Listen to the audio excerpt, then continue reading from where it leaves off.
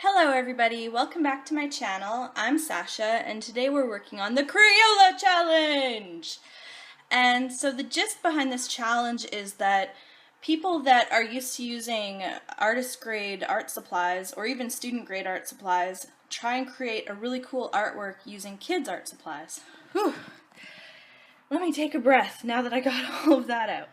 So anyway, I decided to create a original line art to color in with the Crayola markers, and so I used a Sharpie to draw on cheap bristle paper, and I just did a mermaid in a beautiful ocean seascape scene, and then I began to color it with Crayolas. So basically the Crayolas laid down really smoothly. Like, it was really nice to just sweep the pen across the page and the ink just came right out, super easy, and it was really nice. Nicer than I expected, actually. But the downside to these markers are that they're streaky and you can kind of see white specks of paper underneath the layer, and you can't really blend them. Like, they really don't blend like Copics do, so yeah. But the positives are that they're very bright, and you don't have to layer the color to get intensity of color and brightness. So that's kind of cool.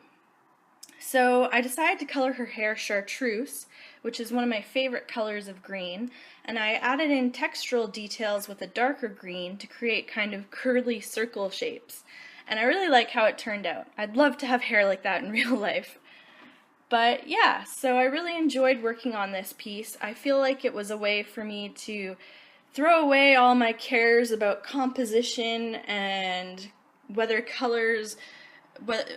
I needed to have a really good color palettes picked out or anything like that, and I decided to just use as many colors as I wanted and basically just have fun with this piece, and that's pretty much what I did. So for the water, as you see I'm drawing right now, I decided to go with that kind of, I don't know what to call it, but some sort of pattern that you see on water, like on the top of waves. And I'm not exactly sure it turned out how it looked in my imagination, but the overall effect is kind of cool and the pattern is interesting to look at, so there is that. And please excuse any cars you hear driving by or anything like that. It's so hot out right now, and I have to have the balcony door open. So anyway, I sped up the watercoloring like really fast because I figured it would be boring to watch me color this huge section of blue, so that's what I did. And I added in some highlights to the blue with a light blue pen, and I thought it turned out really cool. And you can kind of see it. I don't know if you can see it too clearly in the video. And for the sky, I decided to do a gradient effect, and I started out with a really light kind of desaturated grayish blue. And I wish I hadn't have chosen that because it didn't really go with the other blues as well, but overall it's okay. I mean, this is just a fun experimental piece, so I'm okay with that. So yeah, I just colored long lines from one side to the other for most of it. And you can kind of see streaks, but it doesn't bother me too much.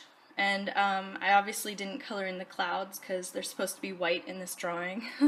I know clouds can be lots of other colors, but I wanted to keep this cartoony and simple. And so here I am on the last stretch of the sky, coloring it in. Another element for this piece was the coral that you see me coloring in right now.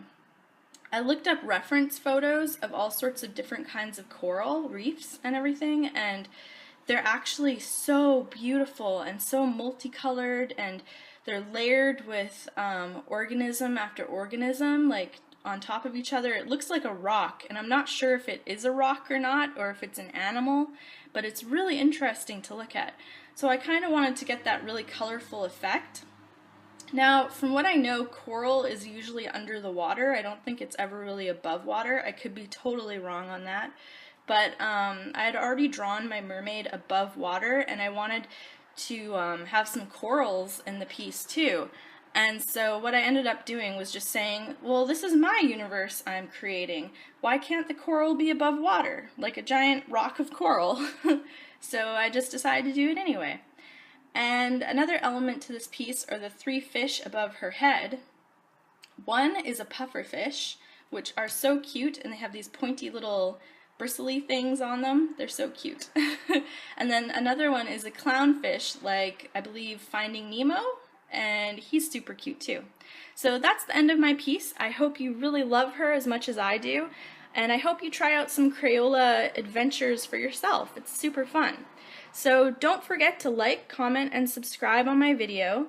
And I really appreciate comments. They make my day, so if you have something positive to say, I'd love to hear it, and I reply to as many comments as I can. So thank you guys so much for watching, and have a great rest of your day.